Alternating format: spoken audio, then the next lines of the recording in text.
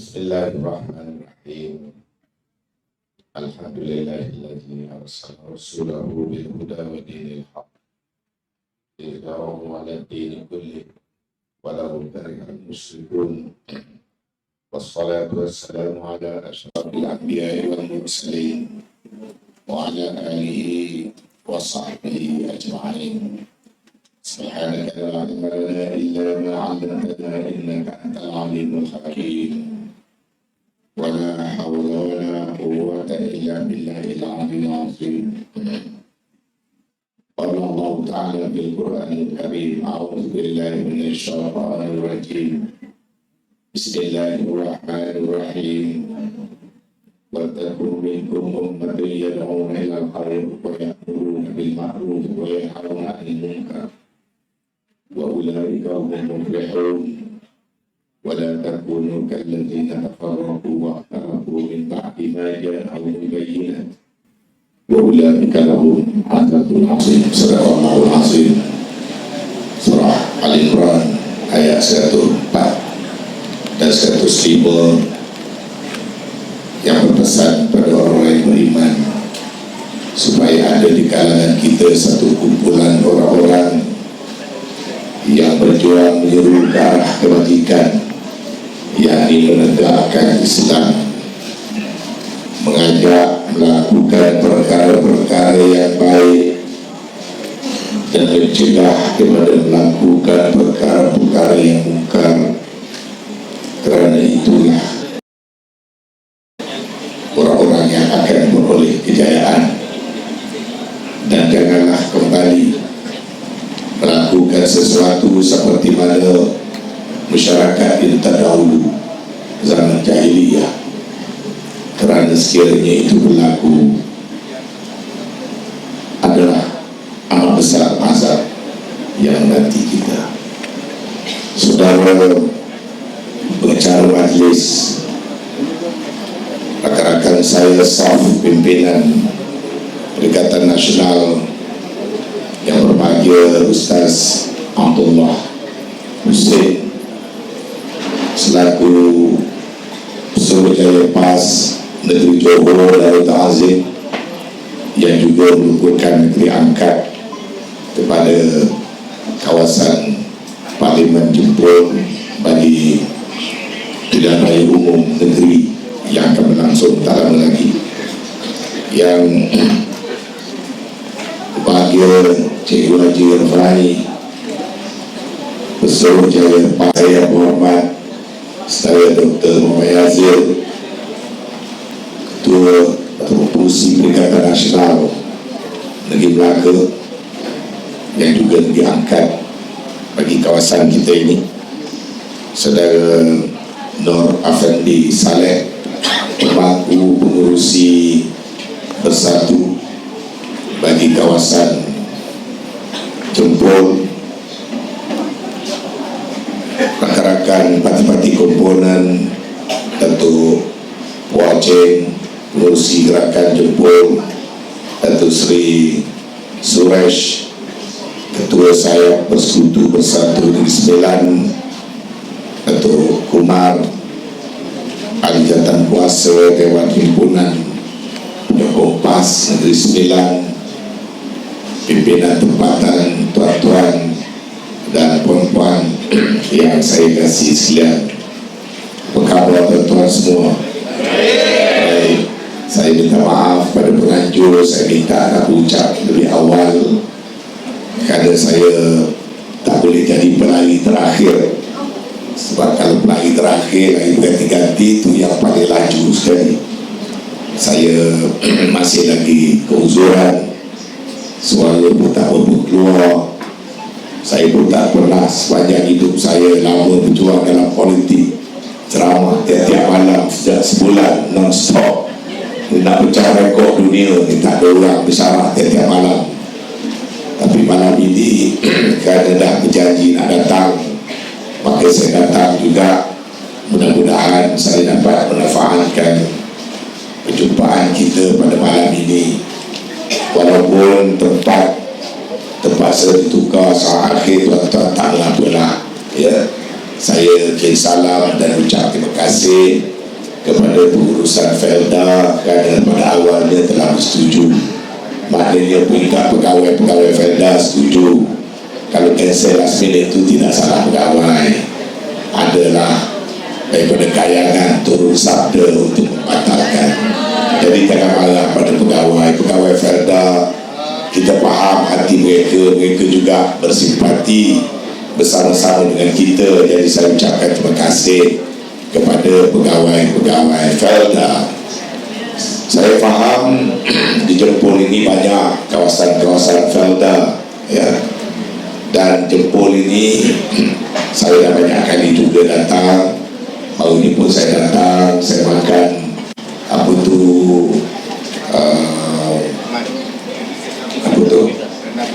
pizza Arab dekat Jemapu diam-diam. Saya duduk kat situ makan pizza, jumpa dengan pemimpin-pemimpin UMNO kat sini, jumpa bekas ketua puteri, jumpa pemuda, sembang-sembang dengan kawan-kawan UMNO. Hari ini pun bila saya tersebar berita saya nak datang, kawan-kawan UMNO pun menelpon saya. Dia kata eloklah saya datang. Mereka menyokong walaupun tak hadir, tapi dia kata akan tengok secara online. Kali malam ni ada ucapan saya, biasanya ada boleh follow secara online.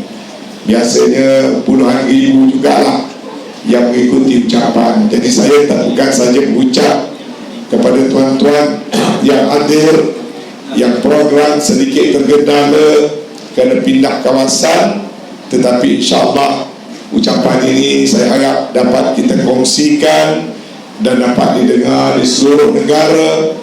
Dan saya bersungguh-sungguh kesana kemari kerana saya berpandangan keadaan politik negara pada masa ini berada di satu persimpangan yang sangat penting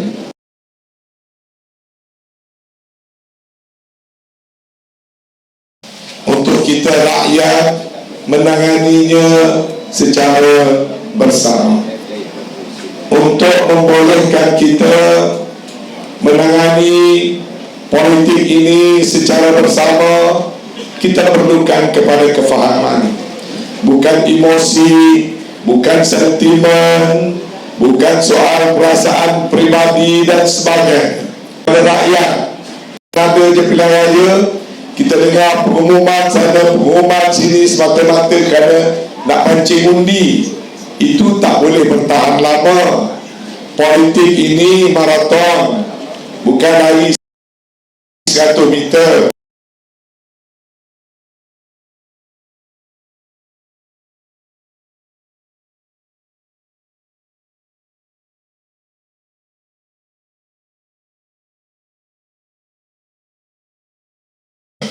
Kalau kita jadi pembohong,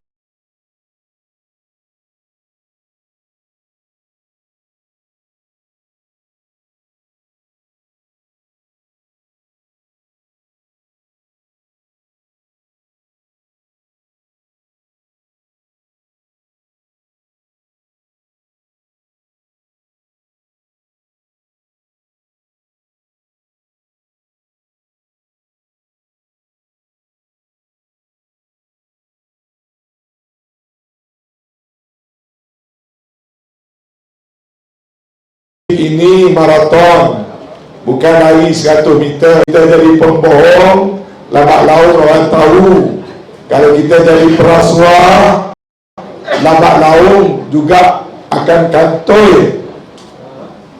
Dalam politik negara kita, kita memerlukan lebih banyak ahli-ahli politik yang tulen, yang berkualiti, yang istiqamah, yang benar-benar memahami asas-asas, kerana akhirnya apa yang akan terbina dalam negara kita adalah hasil daripada tangan kita sendiri.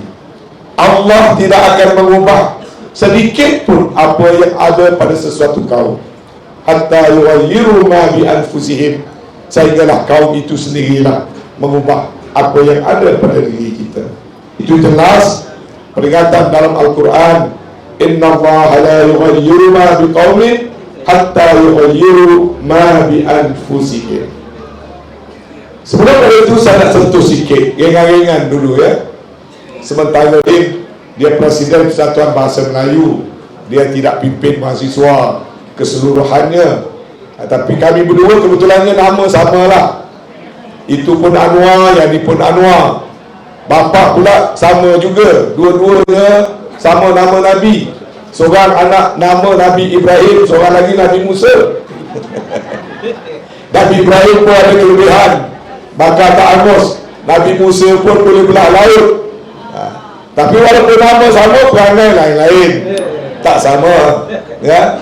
Saya tengok akhir-akhir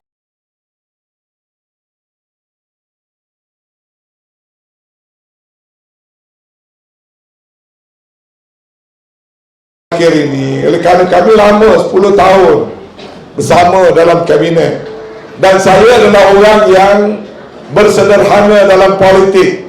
Kalau kawan jatuh, saya tak pijak. Waktu Datuk Seri Anwar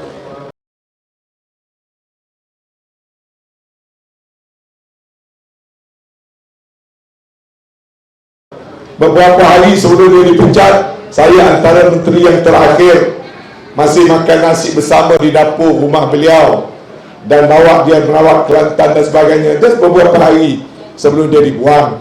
Dan apabila dia dibuang, saya tidak menyerang dia macam orang lain. Keliling dia sekarang tu semua kaki maki dia dulu ya. Tapi tak setuju, saya kata tak setuju. Tapi saya cadangkan supaya beliau dapat mengambil perhatian tentang perkara-perkara tertentu, terutama sekali apabila bercakap kepada khalayak. Bila dah jadi Perdana Menteri, kita bukan lagi pemimpin pelajar. Bila dah jadi Perdana Menteri, kita bukan lagi pemimpin belia. Bila dah jadi Perdana Menteri, perkataan-perkataan kita dinilai, disuka dan akan diperhitungkan oleh rakyat secara keseluruhannya. Yang saya nak sentuh hari ini sikit saja. Ini soal kekeliruan yang timbul tentang siapa sebenarnya yang menghapus hutang peneroka Felda ni. Sebab di Jepun ni ada banyak kawasan Felda. Jadi bila saya tengok statement-statement ni, pemimpin-pemimpin janganlah jadi macam budak-budak ya, bergaduh atas perkara yang bukan saja remeh, tapi perkara yang orang kata terlalu tidak kena pada tempatnya. Saya ada sikit authority, ada sikit local standby untuk bercakap hal ini, kerana suatu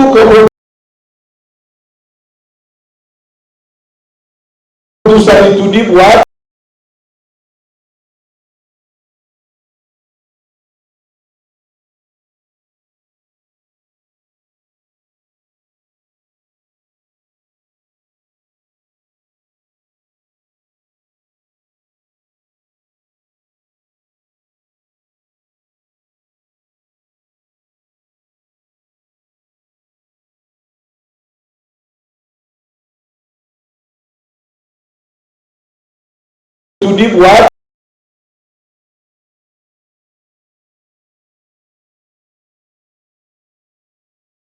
kuasa yang diketuai oleh Tan Sri Wahid Omar. Kerajaan Perikatan Nasional, kerajaan pimpinan Tan Sri Muhyiddin buat jawatan kuasa untuk nak tengok macam mana cara nak baiki Felda ni, sebab dah teruk sangat. Dan antara perkara yang diberikan perhatian ialah soal hutang peneroka, kerana dirasakan tidak adil kepada peneroka. Banyak perkara hutang peneroka tu yang peneroka merasa sebagai tidak adil. Misalnya dalam hutang peneroka dikatakan peneroka kena bayar sebab Felda buat membaca misalnya 5 kali setahun, tapi kadang-kadang membaca tak sampai 5 kali setahun, peneroka tetap juga kena bayar. Ada juga soal penyata-penyata yang ragu. Ada juga perkara-perkara yang dilakukan oleh pengurusan, peneroka-peneroka tidak terlibat dalam buat keputusan, tapi semuanya dikira sebagai hutang. Jadi oleh kerana hutang itu, pertamanya hutang dah terlalu lama, sehingga kan peneroka terpaksa mengambil masa yang lama nak membayar, dan kadang-kadang harga sawit begitu rendah, hutang tetap kena bayar. Jadi semuanya dilapor kepada Jemaah Menteri waktu Tan Sri Muhyiddin menjadi Perdana Menteri, dan kami bincang masalah Felda ni ada banyak. Masalah hutang peneroka itu baru satu daripada masalah.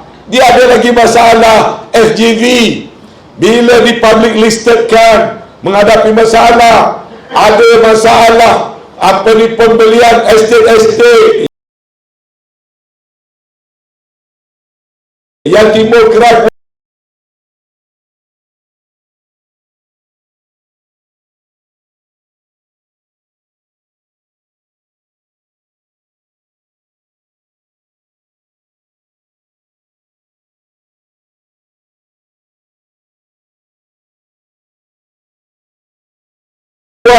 ada masalah dalam bahasa PM sekarang, soal tata kelola, ada masalah cash flow, ada masalah komitmen Felda nak membayar hutang-hutang mereka kepada institusi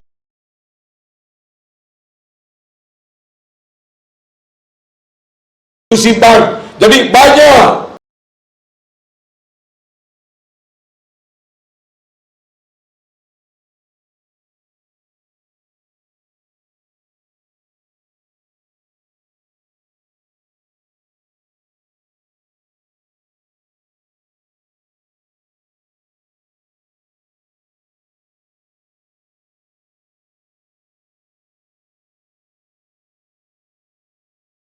masalah itu. Hutang peneroka satu daripada masalah. Kabinet dan Yang Amat Berhormat Perdana Menteri ketika itu, Tan Sri Muhyiddin, yang membuat keputusan hutang peneroka yang melibatkan 100,000 lebih untuk dihapus kira orang.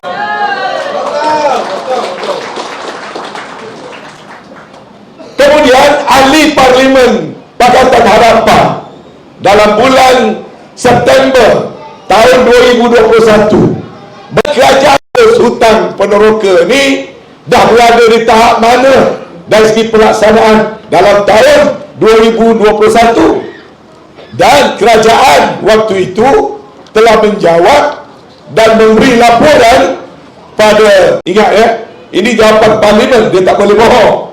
Pada akhir tahun 2021, seramai 98,867 orang peneroka sudah selesai dengan perjanjian penghapusan pinjaman dan pengurusan kebun antara peneroka dan Felda. Maknanya hampir 100,000 orang dah siap sign, dah selesai soal penghapusan hutang mereka. Jumlah peneroka semua sekali ada 112,638 orang yang dah selesai sign pada September 2021 ialah 98,867. Ini jawapan dalam Parlimen. Ini fakta. Tahun 2021 lagi, soal penghapusan hutang peneroka sudah pun terlaksana. Walaupun soal hapus kira hutang peneroka dah dilaksanakan, perjanjian pun dah selesai sign, tapi urusan nak baiki Felda belum selesai. Dan itu tidak salah Tan Sri Muhyiddin, sebab pada awal tahun 2022 beliau dijatuhkan oleh Zahid Hamidi sebagai Perdana Menteri. Tentu tuan-tuan masih ingat awal tahun 2022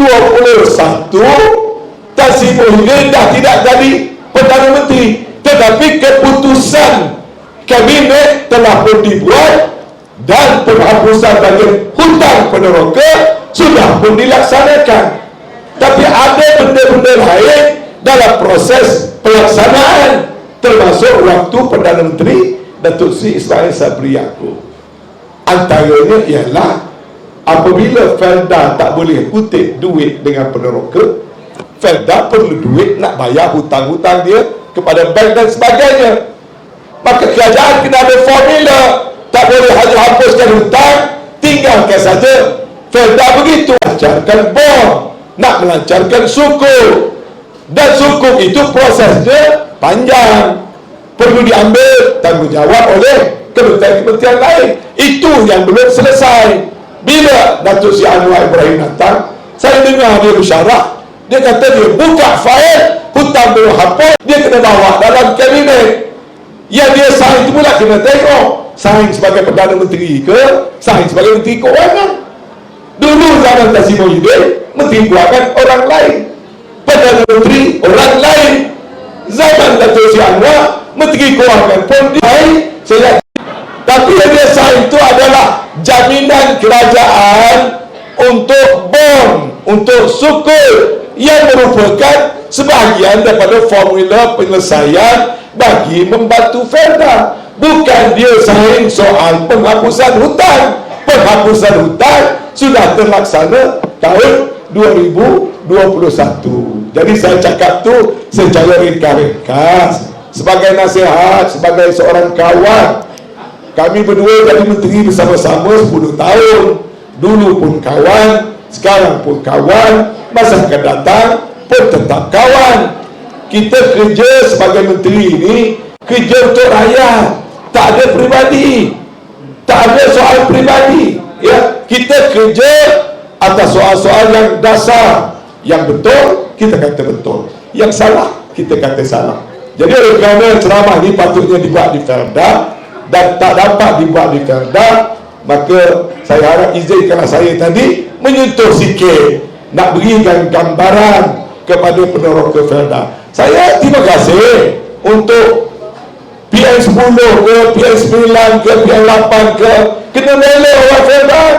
Saya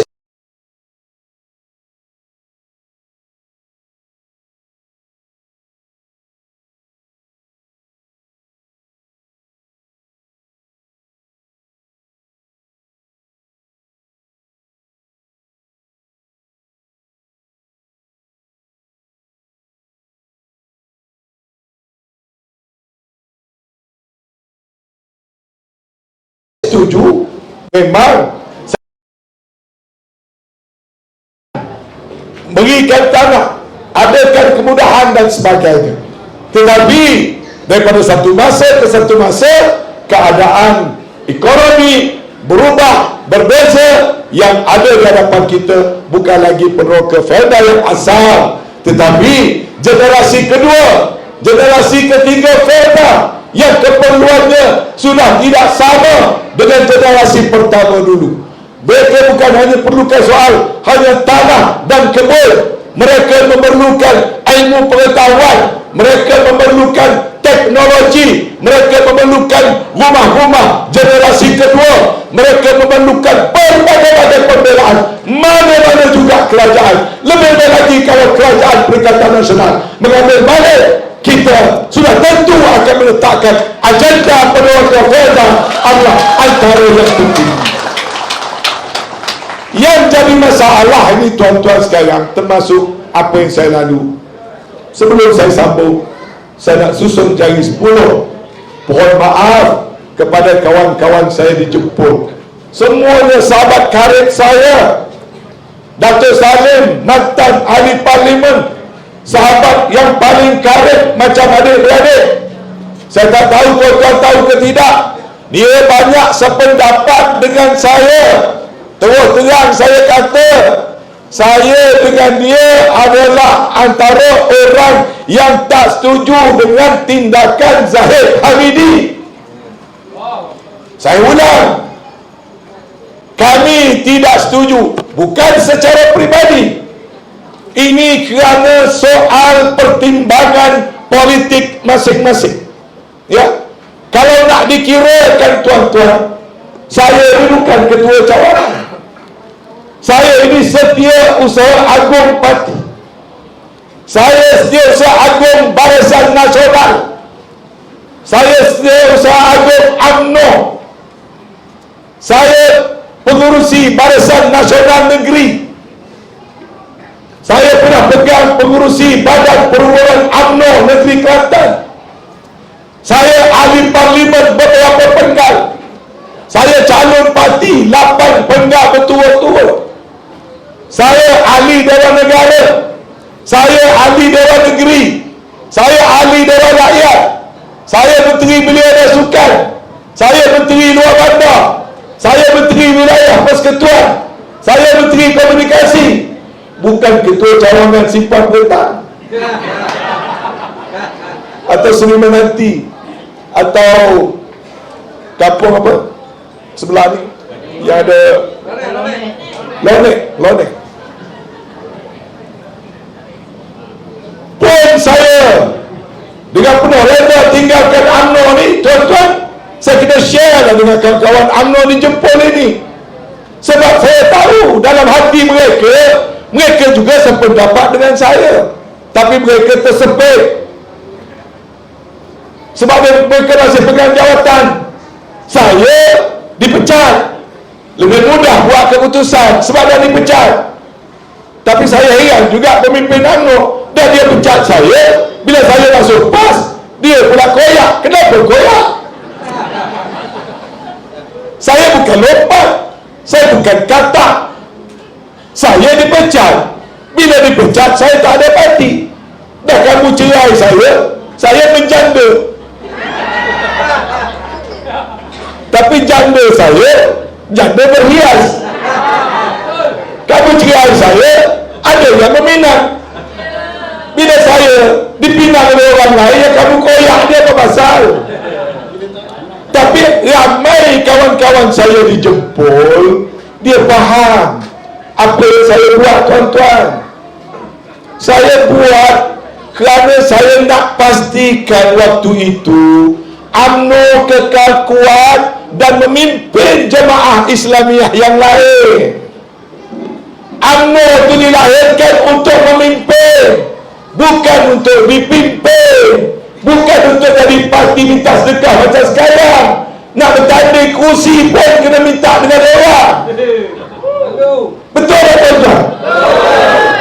Jangan kata saya tak sayang. Hari ni pun saya tak malu depan-depan pemimpin Pak kau tanya saya sayang ke tidak pada UMNO. Saya sayang pada perjuangan UMNO, tidak semestinya parti UMNO, perjuangan UMNO. Sebab asalnya dalam negara kita ni UMNO saja yang partinya. UMNO ni, tuan-tuan, namanya pun tak ada parti. Orang lain parti itu, parti ini. UMNO, Pertubuhan Kebangsaan Melayu Bersatu. Kenapa? Dia lahir daripada gabungan berbagai-bagai persatuan orang Melayu yang mana berada dalam sebuah negara yang 446 tahun tak dapat nak memerdekakan diri. 446 tahun dijajah oleh kaum dan bangsa lain. 446 tahun datang Portugis, kita dijajah. Datang Belanda, kita dijajah. Datang orang putih, kita dijajah. Datang Jepun, kita dijajah. Datang Siam, kita dijajah. Hilang segala jati diri kita. Bukan sekejap, 7 keturunan, 446 tahun. Akhirnya bukan UMNO tumbuh UMNO, gabungan orang-orang Melayu, persatuan-persatuan Melayu, dan jangan lupa yang bukan Melayu juga bergabung. Cuma waktu itu UMNO berpandangan biarlah orang Melayu bubuh satu nama UMNO. Yang lain MCA orang Cina buat satu parti, orang India juga buat satu parti. Jangan lupa, negara kita ini kita tak boleh kata baca sentimen orang Melayu dengan kita lupa pada orang Cina dan orang India, dan kemudian dia bila jadi Malaysia lupa pada Bumi Putra Sabah dan Sarawak. Sebab itu saya kata UMNO tak boleh ada perkauman. Tak boleh ada perkauman. Kenapa tak boleh ada perkauman? Sebab UMNO itu waktu ditubuhkan dulu, ianya berpaksikan kepada agama. Selagi parti politik berteraskan kepada Islam, dia tak boleh jadi perkawanan. Sebab saya ulang di mana-mana perkara ini, sebab sekarang ada usaha nak menakut-nakutkan orang menyertai PAS. Itulah juga sebabnya saya secara reda terbuka menyertai PAS, kerana UMNO dan Barisan Nasional sekarang sudah tidak dapat berfungsi. Barisan Nasional dia telah bunuh diri dengan diri dia sendiri. MCA tak tahu ke mana, MIC tak tahu ke mana. Yang dia penting agenda individu Zahid Hamidi. Itu bukan Barisan Nasional, itu bukan UMNO. UMNO dan Barisan Nasional itu ialah gabungan permuafakatan mendahulukan perjuangan. Sekarang kenapa MCA terus ambil putusan tak bertanding satu kursi pun? Adalah kerana Barisan Nasional tu ada hanya pada nama je. Pilihan yang akan datang ini, oleh kerana gambarnya dah cek pakai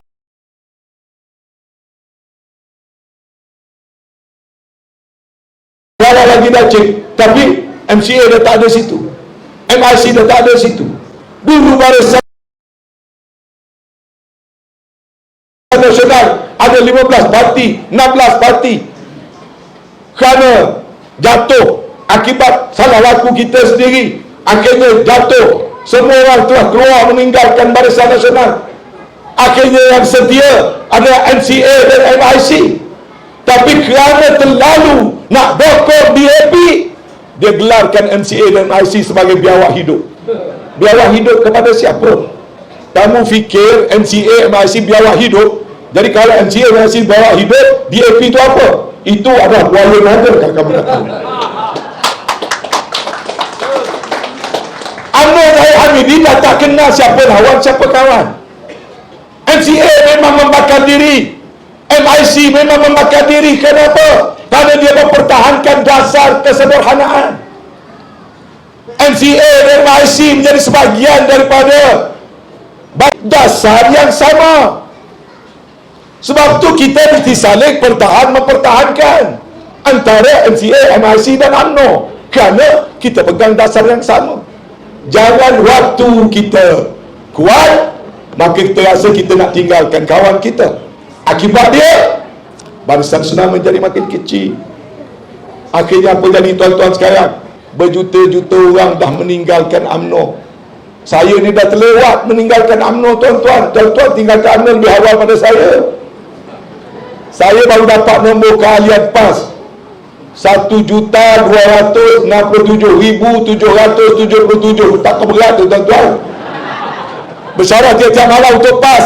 Tapi nombor keahlian 1,267,777. Lewat dah saya masuk PAS. Tapi saya reda. Kenapa?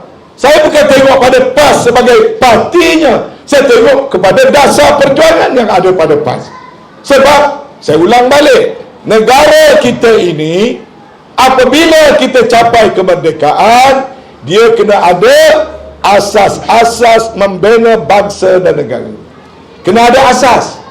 UMNO mungkin berlawan dengan PAS, berlawan kaedah, berlawan cara, bukan dasar. Dasar dengan UMNO dengan PAS tetap sama daripada dulu. Dia cuma berbeza kaedah. Kita boleh berbeza kaedah, tapi dasarnya penting. MCA cara berbeza, tapi dasar sama.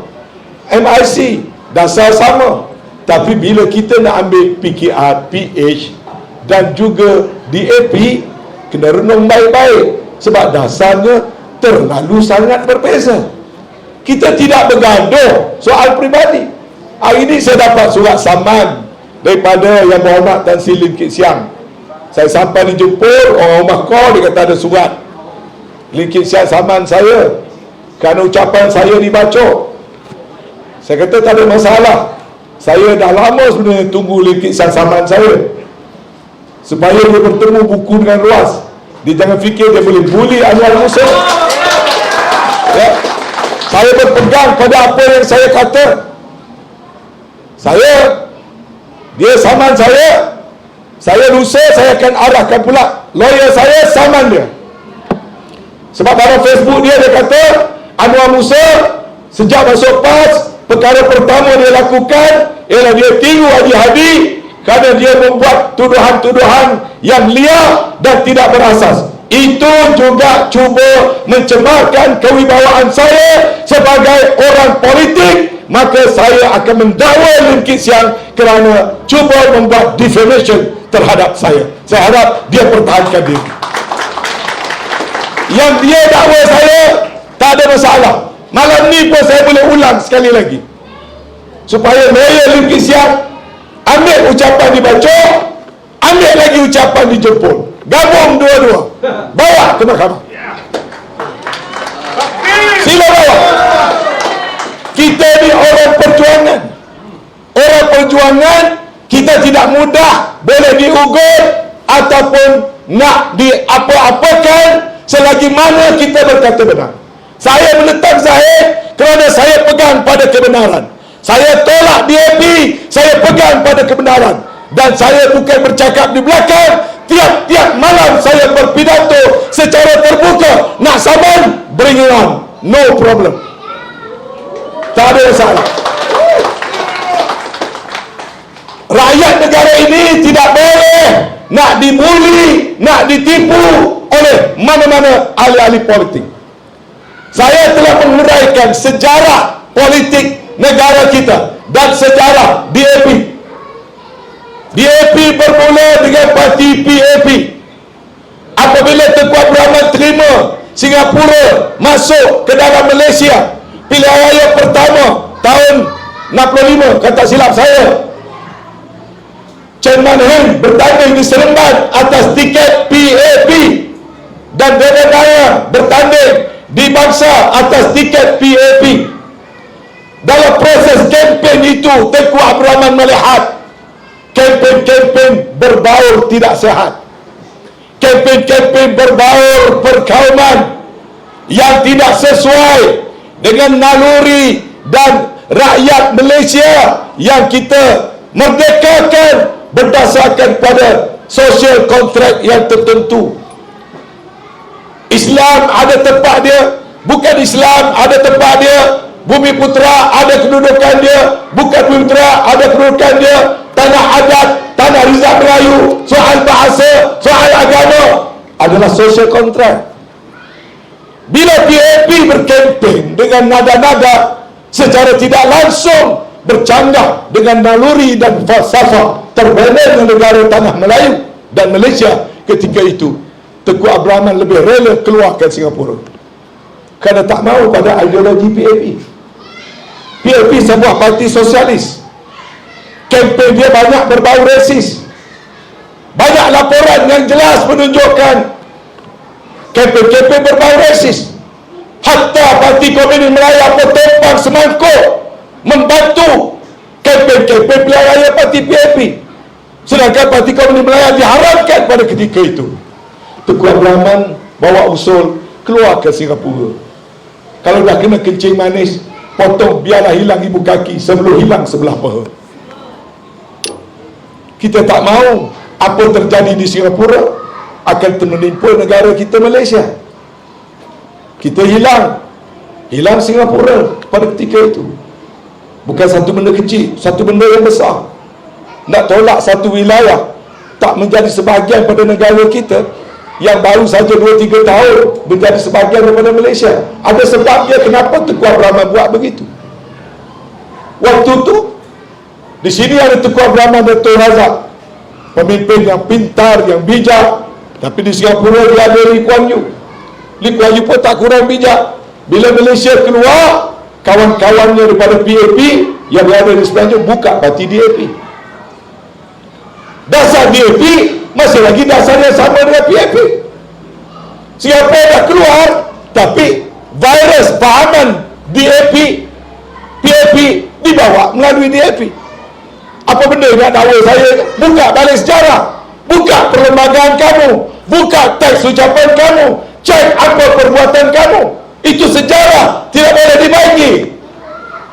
Dan saya kata, selepas saja DAP dibuka, sekali pilihan raya saja, 69 datang pilihan raya lagi sekali. Reka ceritanya sudah berlaku rusuhan kaum dan peristiwa 13 Mei. Saya tak kata dia disebabkan oleh Kik Siang ke siapa ke mana-mana individu. Saya tidak kata begitu. Saya kata kempen-kempen pilihan raya menjelang tahun 69 terdapat dalam banyak laporan tersimpan di Bukit Aman, pemimpin-pemimpin yang berucap membakar semangat perkauman, dan selepas pilihan raya 69 pergerakan berlaku, singgung-menyinggung berlaku, akhirnya berlaku putusan darah. Saya tak kata Lim Kit Siang yang menyebabkan putusan darah. Saya kata kempen-kempen parti berkenaan menjelang ke arah pilihan raya. Tak ada lagi parti-parti yang lain, bukan DAP saja. Dan saya juga kata waktu malam berlaku peristiwa 13 Mei, saya sendiri kata Lim Kit Siang tak ada di Kuala Lumpur. Dia baru menang Kota Melaka. Dia tak ada di Kota Melaka. Dia dah habis buat sambutan meraihkan kemenangan di Kota Melaka. Dia terbang pergi ke Kota Kinabalu. Pada waktu itu Kota Kinabalu ada pilihan yang kecil. Ucapan dia di Kota Kinabalu direkam oleh polis. Dalam ucapan di Kota Kinabalu, dia masih membangkitkan isu-isu berbau perkauman. Itu yang saya kata. Yang mana satunya tak betul. Saya boleh kemukakan semua bukti-bukti yang saya kata. Dan kalau DAP nak mempertikaikan mereka bermain politik secara perkauman, ia dah jadi makluman bagi seluruh rakyat Malaysia sekian lama. Kalau nak bukti, saya boleh bagi bukti. Saya akan bagikan bukti yang diberikan oleh orang DAP sendiri. Bawalah saya ke mahkamah. Saya akan bawa bukti-bukti hard evidence yang datang daripada mulut dan lidah orang-orang yang pernah memegang jawatan besar dalam DAP tentang apa tindakan-tindakan dia, apa perancangan-perancangan dia terhadap soal bahasa, soal agama, soal hubungan kaum.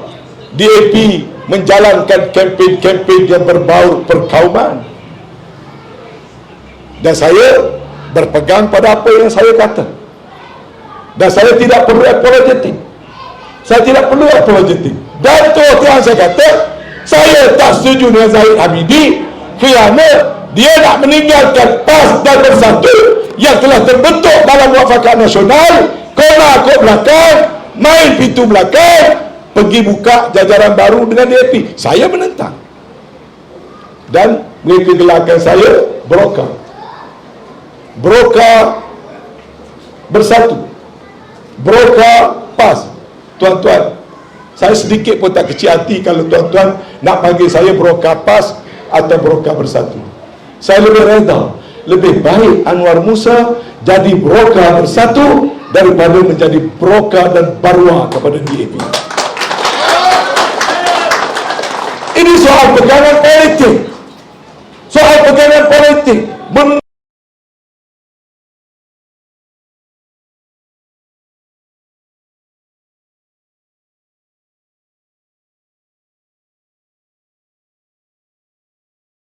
Tidak boleh diubah. Saya terlalu yakin dasar asal UMNO yang turut dibawa juga oleh PAS, yang turut diteruskan perjuangannya oleh Bersatu, yang dulunya berbeza sekejap kemudian bergabung di bawah Perikatan Nasional, itulah dasar yang perlu dikembalikan dan diletakkan di persada pentadbiran negara, kerana itulah sebenarnya formula yang abadi dan kekal untuk Malaysia yang sejahtera. Yang ada sekarang tetap somsam, yang ada sekarang tetap politik luar tabi'i. Politik luar tabi'i, di mana majoriti umat Islam kepada di Sarawak, parti-parti gabungan GPS dapat 23 kursi, membawa obor no DAP, no PKR. UMNO sendiri membawa wirid no DAP, no Anwar, dapat 30 kursi. Perikatan Nasional no DAP, no Anwar, dapat 74 kursi. Sebenarnya 78 kursi. Tiga parti membawa obor yang sama, no Anwar, no DAP. Kalau tiga-tiga ini bergabung, sudah ada 130 kursi. Parti Bumi Putra Melayu Islam sudah boleh membentuk kerajaan dan memberi naungan kepada parti lain, bangsa lain, agama lain, dan itulah formula yang sepatutnya untuk negara kita. Saya bukan perkauman, tapi realitinya. Kalau di kalangan orang Arab ada bangsa Quraisy, kalau Thai ada orang Thai, kalau Indonesia ada orang Jawa. Dalam negara kita ini, kalau mahukan negara ini selamat, kalau mahu politiknya stabil, bukan soal kaum, parti yang bertabir dan memerintah, hendaklah parti yang memerintah dengan dasar yang jangan menyinggung dan menyakiti hati Bumi Putra, orang Melayu dan umat Islam dalam negara ini. Saya tak kata soal Melayu, Cina dan sebagainya. Saya berpegang kuat, Islam tidak peduli soal kaum, bukan asas untuk bergaduh. Rasulullah menghalang umat Islam daripada jadi perkauman. Rasulullah buat penegasan, laisa minna man da'a ila asabiyah, wa laisa minna man mata ala asabiyah, wa laisa minna man qatal ala asabiyah. Bukan golongan aku orang menyeru atas nama perkauman, bukan golongan aku orang yang mati kerana berjuang atas nama perkauman, orang yang berperang atas nama perkauman. Rasulullah jelas. Khutbah terakhir Rasulullah, Nabi bersabda, tidak ada kelebihan orang Arab ke atas orang Ajam, yakni non-Arab. Tak ada kelebihan orang Ajam ke atas orang Arab. Artinya soal kaum tidak menjadikan kita perlu berbeza-beza, kerana Allah jadikan manusia itu lelaki dan wanita, bersuku-suku, berkaum-kaum, agar kita saling kenal mengenali antara satu sama lain. Ianya ada sebagai bertanda kebesaran Allah. Sebab itu dalam sejarah di mana Islam memerintah, orang Cina boleh tidur nyenyak, orang India boleh tidur nyenyak. Kalau Perikatan Nasional Merintah dalamnya ada PAS, orang Cina, orang India, orang Dayak, orang Iban, orang Kadazan boleh tidur nyenyak. Sebab agama itu sendiri melarang kita melakukan kezaliman, ketidakadilan kepada kaum lain dan agama lain. Dia tegas ini. Kadang ada orang nak meracun anak kepada Lim Kim Siang. Tengok apa kenyataan dia buat.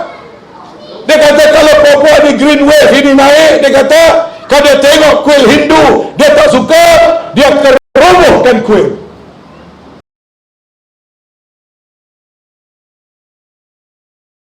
Itu tak nak tangkap, itu tak nak siasat.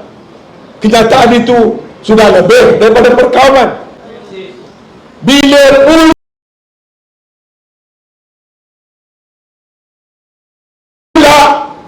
Green Wave ataupun UMNO menyentuh mana-mana agama lain, Kelantan bawah PAS 33 tahun, seurat bulu roma orang bukan Islam pun tak pernah diusir oleh PAS Kelantan. Hingga kali ini saya selalu kata, nak tengok patung baling paling besar, pergi ke Kelantan. Datang Negeri Sembilan tak jumpa patung sebesar patung The Sleeping Buddha di Tumpat. Nak tengok patung besar Buddha, Sitting Buddha, pergi ke Kampung Morak di Tumpat, lebih besar daripada mana-mana patung yang ada di Negeri Sembilan. Nak tengok The Standing Buddha, pergi ke Bacok, Kelantan. Wahal Buddha di Kelantan hanya ada beberapa persen saja, sikit saja bilangannya. Tapi kebebasan beragama. Kenapa? Inilah pegangan PAS, inilah pegangan kita semua. Kita tidak ganggu soal keperluan agama lain. Islam dah jamin 1400 tahun dulu. Kita tidak akan ganggu soal ibadat dan anutan agama lain. Hari-hari kita baca, qul ya ayyuhal kafirun la a'budu ma ta'budun wa la antum 'abiduna ma a'budu wa la ana 'abidun ma 'abadtum wa la antum 'abiduna ma a'budu lakum dinukum waliyadin. Beritahu kepada orang kafir, kami tidak akan sembah apa kamu sembah, dan kamu tidak sembah apa kami sembah. Kami tidak akan beribadat cara kamu beribadat, kamu pun tidak akan beribadat cara aku beribadat. Lakum dinukum waliyadin. Bagi kita agama kita, bagi mereka agama mereka. Itulah Islam. Itulah sebab tu Islam itu dikatakan bila diutuskan Nabi Muhammad sallallahu alaihi wasallam, ada ketuan kata wa ma arsalnaka illa rahmatan lil muslimin. Adakah ayat macam tu? Tidaklah aku utuskan kau wahai Muhammad untuk membawa rahmat bagi semua orang Muslim. Tapi Quran kata apa? Tuhan kata macam mana? Wa ma arsalnaka illa rahmatan lil alamin. Rahmat Islam itu mesti untuk seluruh alam. Kalau untuk seluruh alam, dia tak boleh jadi rahmat hanya untuk orang Islam. Islam itu datang untuk mendamaikan, agama kasih sayang, agama yang untuk menyatu padukan. Bila Rasulullah sampai saja ke Madinah, dia satu padukan. Di Madinah dah ada orang Kristian, dah ada orang Yahudi. Sebelum Islam datang ke Madinah, Rasulullah dah tunjuk itu Islam. Tapi sekarang orang nak takut-takutkan. Kalau ada gelombang hijau, PAS tak pernah wujudkan istilah gelombang hijau. Perikatan Nasional pun tak pernah wujudkan istilah gelombang hijau. Ada orang lain yang wujudkan gelombang hijau nak menakut-nakutkan orang. Yang ada di tuan-tuan bukan gelombang hijau, bukan gelombang biru, bukan gelombang kelabu, bukan gelombang ungu. Ini adalah gelombang rakyat Malaysia yang mahu membebaskan diri mereka. Kita pun tak tahu daripada mana datang. Anak-anak muda datang berbondong-bondong waktu pilihan raya yang lepas. Ketera zaman saya menang 5,000. PRU lepas kalah 23,000. Tanah Merah dulu menang hanya 1,000, 2,000. Baru ni menang 44,000. Kuala Terengganu biasanya kalah 1,000, 2,000. Baru ni menang 40,000. Daripada mana datang? Hanya takdir Allah Subhanahu Wa Taala. Rakyat bangkit kerana rakyat tidak mahu. Rakyat menolak UMNO yang dipalitkan dengan isu 1MDB dalam PRU 13, 14. Rakyat tolak UMNO kerana Zahid Hamidi dalam PRU 15. Bukan tolak UMNO, bukan salah UMNO jempol ke mana-mana. Jempol boleh tahan lagi, boleh tahan menang lagi. Tapi Melaka walaupun baru menang besar pilihan raya negeri, kerana menang di Melaka dan Johor lah, nak cepatkan pilihan raya, buat pilihan raya di Melaka, kosong. Selangor kosong, Penang kosong, Perlis kosong, Kedah kosong, Kelantan kosong, Terengganu kosong, wilayah persekutuan 1 kerusi. Gelombang apa itu? Gelombang rakyat. Kenapa? Sebab rakyat tidak bodoh. Rakyat tolak apabila parti dan pemimpin lebih mengutamakan individu, tidak beramanah, apa saja gelaran. Sekarang ni apa nak marah dengan Perikatan Nasional? Kempen pilihan raya dulu kata apa? Pertama, tolak kaki sakau. Hoi, hoi lah, hoi. Siapa sokong penyamun? Sekarang penyamun duduk kat mana? Duduk belah PN ke? Atau duduk belah kerja perpaduan? Ya, grup yang diejek-ejek sebagai penyamun ada dengan kita ke? Ada dengan kerajaan perpaduan? Duduk dengan kerajaan perpaduan. Dapat pula jenderal DAP berkempen, kita menentang kumpulan kleptokrat. Kleptokrat duduk dengan kita kala ni atau duduk dengan dia orang? Duduk dengan dia orang. Datang pula Ahmad Mazlan, kalau tuan pergi memancing, jangan lupa membawa umpan. Kalau tidak mau dikencing, jangan undi Pakatan Harapan. Pakatan Harapan duduk dengan kita kan? Duduk dengan dia? Duduk dengan dia. Jadi itu perpaduan apa? Perpaduan antara kleptokrat, kakistokrat, kleptokrat dan segala krat-krat. Bukan Perikatan Nasional. Tidak ada dengan kita. Jadi tuan-tuan, isunya sekarang ini dalam pilihan raya akan datang ialah bagaimana nak menyelamatkan negara kita. Ini isunya. Benda ni tak boleh direka-reka. Bercakap semula jadi kerajaan mudah. Belah sana apa tak ada. Pakar strategi, pakar formula. Mana pergi pakar formula sekarang? Orang 100 hari dah boleh tengok hasil. Ini dah 8 bulan tuan-tuan, dah 8 bulan, dah nak bentang bajet kali kedua dah kerajaan ini. Mana pergi fakar formula?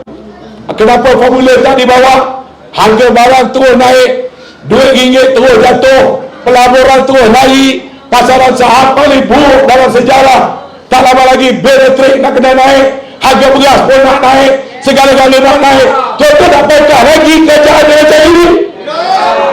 Kita tukar. Ini masalahnya tuan-tuan. Waktu dari pembangkang senang. Kalau kita memerintah bukan 1 bulan, bukan 1 minggu, 24 jam, hari ini menang, besok minyak turun. Minyak apa turun? Minyak gamak pun tak turun, taik minyak pun tak turun. Sebab saya lama jadi menteri, bawah 5 Perdana Menteri. Jangan bercakap besar bila nak mengendalikan kerajaan. Tidak semudah itu. Dah lah begitu jadi, latih menteri, jaga haiwan perkara makanan. Orang tunjukkan dia lembu gemuk, dia khadak naik tak belakang lembu. Satu dunia gelap. Tak pernah orang menonggang lembu. Dia tak kenal lembu ke apa benda. Tonggang lembu. Ada menteri duduk dalam pejabat, orang bagi basikal, kayu basikal dalam pejabat. Buat live FB, rakyat kutuk, dia bagi amaran. Siapa kutuk? Dia hantar kereta polis datang rumah. Macam mana rakyat nak undi kerajaan yang macam ini? Kerajaan sedang, rakyat sedang menanti. Masalah harga bawang macam mana? Kita memerlukan riset. Satu, riset politik. Politik ini di luar tabi'i. Politik sekarang somsa. Majoriti rakyat jadi pembangkang. Yang menang banyak jadi pembangkang. Yang menang sedikit kerana manipulasi, lari ke penyokong, jadi kerajaan. Ini politik somsa, tidak akan stabil. Buburlah nama apa sekalipun, perpaduan ke, Madani ke, Badanon ke, dia tidak akan stabil. Pilihan raya ini, kita perlu perbetulkan politik ini. Ya, pilihan raya negeri, bukan pilihan raya pusat. Ya, dia bermula dengan negeri dulu. InsyaAllah, kalau rakyat tunjukkan rakyat bersatu padu, tolak kerajaan pimpinan Perdana Menteri 10, InsyaAllah Putrajaya juga turut akan bertukar sebelum akhir tahun. Rakyat kena berikan signal yang jelas, termasuk rakyat di Jepun. Rakyat di Jepun tak cukup kalau orang bersatu, orang PAS saja. Kena bersama-sama orang-orang UMNO. Nak duduk dalam UMNO, duduklah. Nak jadi ketua cawangan, jadilah. Nak jadi AJK bahagian, jadilah. Tanpa pangkah tu, ramai-ramai pangkah Perikatan Nasional. Selesai. Sebab nak riset politik ni untuk kita semua, bukan untuk orang Perikatan Nasional, bukan untuk orang PAS, bukan untuk orang bersatu. Masalah kita ni politik tak stabil, masalah kita semua. Saya tahu Yang Muhammad Datuk Mustafa Nagor setuju dengan saya, dia pun dah dengar ni. Kalau Wabi Datuk Salim lagilah dia setuju. Riset ini perlu dibuat. Ini susah.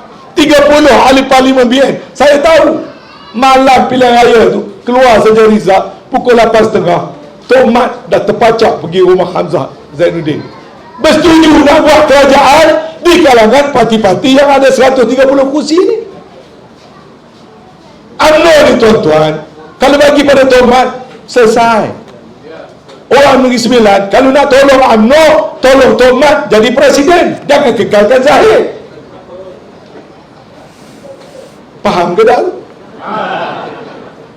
Orang Negeri Sembilan yang sayang pada UMNO, yang rosaknya UMNO ni kerana orang tak nak Zahid. Cubalah orang Negeri Sembilan cari jalan supaya Tok Mat ganti Zahid. Kalau Tok Mat ganti Zahid ataupun Datuk Seri Najib ganti Zahid, saya rasa UMNO ni tak ada nazak lah, tak ada macam talqin, saya rasa boleh lagi diselamatkan. Kalau UMNO terus pertahankan Zahid, saya mungkin salah, tapi ini pendapat saya. Saya dah kata hari itu, kalau Zahid undur, UMNO boleh diselamatkan. Jangan nak menafikan. Rakyat ramai-ramai berkata begitu. Zahid dah tak boleh selamatkan, buatlah plastik surgery ke apa, macam tu lah. Dah tak boleh. Kerana politik yang sedemikian yang menyebabkan amanah yang diberikan oleh ahli parti tidak terlaksana. Eloklah Tok Mat pegang sekejap bersama dengan saya masa Tok Mat lah lahirnya Muafakat Nasional. Dah cantik Muafakat Nasional. Buat pilihan raya rantau, menang besar. Tok Mat nak menang 2,000, saya kata you akan menang banyak. Saya jadi pengarah pilihan raya rantau. Sebab apa?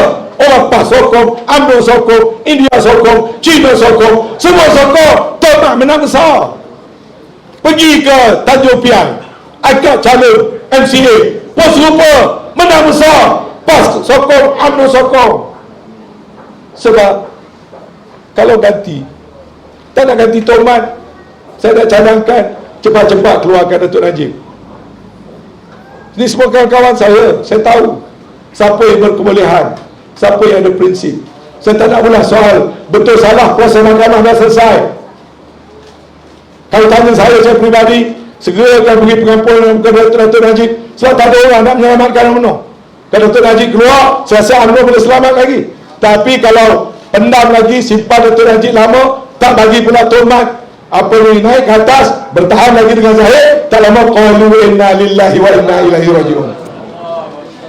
UMNO mungkin tak sempat nak bangkit lagi dah. Dalam pilihan raya akan datang, kalau tak buat juga perubahan, anak-anak muda akan keluar berbondong-bondong menolak calon-calon daripada PH dan BN dan insyaAllah Perikatan Nasional termasuk Negeri Sembilan akan membentuk kerajaan yang baru di Negeri Sembilan. Politik tidak perlu rocket science. Politik perlu membaca hati nurani rakyat.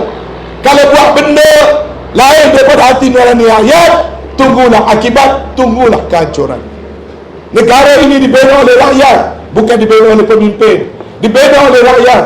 Kalau rakyat menderita dengan kos sara hidup, rakyat tak suka dengan politik manipulasi, rakyat tak suka kepada pembohongan, rakyat tak suka pada janji palsu, rakyat tak suka Perdana Menteri berjoget, rakyat tak suka Perdana Menteri duk janji, rakyat tak suka formula tak datang-datang, rakyat akan tolak dalam peti-peti undi yang akan datang. Itu pasti.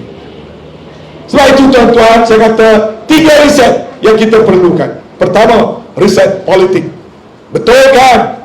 Indo mesti daripada parti-parti yang mendukung dasar rakyat majoriti Bumi Putra, Melayu, Islam. Tapi Bumi Putra, Melayu, Islam macam mana?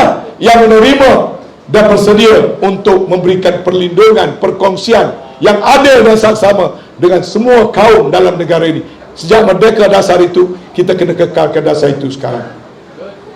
Riset politik ini perlu segera dilakukan. Sebab hanya politik yang stabil barulah riset kedua boleh buat, yakni riset ekonomi. Sekarang ni Anwar buatlah macam mana sekalipun, pelabur rasa politik ini tak selamat, tak stabil di Malaysia.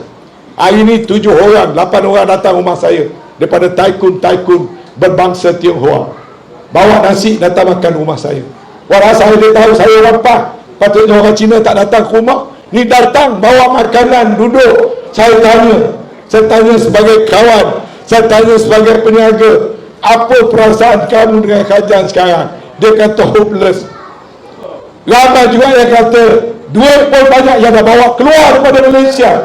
Maka bila keyakinan begitu tak ada, pelabur luar tak yakin, pelabur dalam negara tak yakin, negara ini tidak boleh memulihkan ekonomi. Buatlah macam mana sekalipun, rakyat hanya ada satu pilihan: buang kerajaan ini, gantikan dengan kerajaan baru untuk membawa kestabilan yang sebenarnya bermula dengan pilihan raya negeri yang akan datang. Negara ini dah tak boleh diselamatkan oleh pemimpin. Negara ini hanya boleh diselamatkan oleh rakyat pada 12 bulan. Pemimpin dah tak boleh selamatkan. Mak Sabu tak boleh selamatkan, Rafizi tak boleh selamatkan, Anwar Ibrahim tak boleh selamatkan, Zahid lagi lah tak boleh nak menyelamatkan politik yang ada sekarang. Hanya rakyat yang boleh menyelamatkan negara ini dengan menukarkan kerajaan. Apabila politik kita riset, maka barulah ekonomi dapat kita pulihkan dengan membentuk dasar-dasar yang baru di bawah kerajaan yang baru. Barulah pergi pada yang ketiga, soal sosial, agama dan sebagainya yang bercelaru sekarang ini di bawah dasar yang berbeza-beza yang cuba diselundup masuk oleh DAP, itu juga perlu dilakukan riset. Maka Malaysia masa akan datang, Malaysia yang lebih baik, Malaysia yang lebih makmur, Malaysia yang lebih bersatu padu, Malaysia baldatun thayyibatun wa rabbun ghafur, negara yang baik, aman, sejahtera, diredai Allah, hanya boleh dibuat melalui perubahan politik yang kita buat secara demokrasi berparlimen dalam pilihan raya akan datang. Selamat mengundi tuan-tuan, mudah-mudahan Negeri Sembilan berada di saf paling hadapan untuk membawa obor-obor riset politik, riset ekonomi, riset sosial melalui Negeri Sembilan. Negeri Sembilan. Negeri Sembilan. Perikatan. Perikatan. Perikatan. Takbir. Takbir. Takbir. Jazakallahu khairan katsira wa billahi taufiq wa hidayah. Wassalamualaikum warahmatullahi wabarakatuh.